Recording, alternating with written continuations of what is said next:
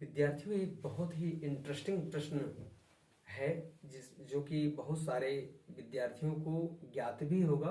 Okay, लेकिन बहुतों के लिए ये जो विषय है थोड़ा सा कठिन लगा होगा जब भी टीचर ने आपको पढ़ाया होगा। ओके, तो चलिए आज हम इस गुत्थी को सुलझाने का प्रयास करते हैं।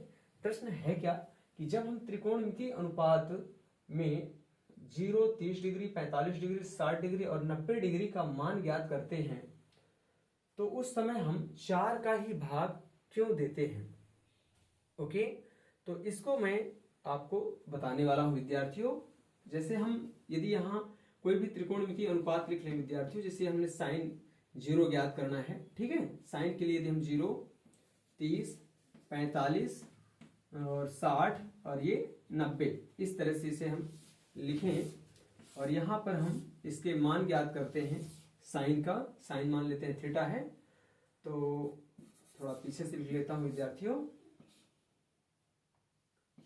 साइन थीटा के लिए तो यहाँ पे आपने सबने देखा होगा कि सदैव कुछ इस तरह से हम 0/4, 1/4, 2/4,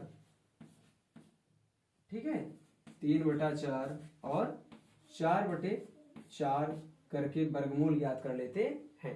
तो मेरा प्रश्न ये था कि ये 4 का ही हम भाग क्यों देते हैं। ओके, तो बहुत ही इसका सरल सा जवाब है विद्यार्थियों।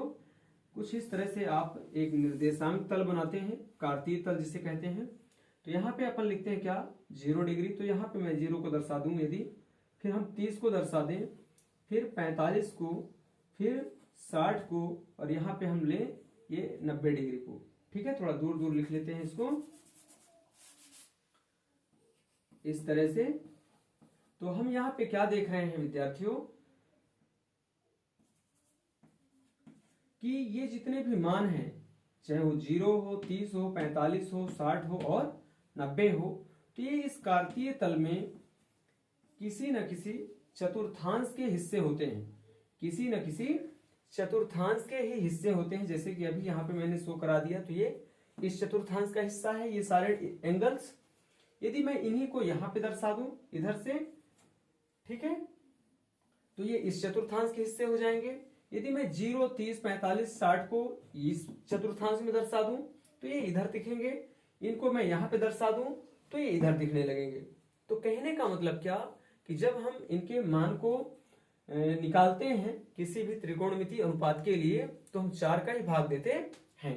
क्यों? क्योंकि ये चतुर्थांश का हिस्सा होते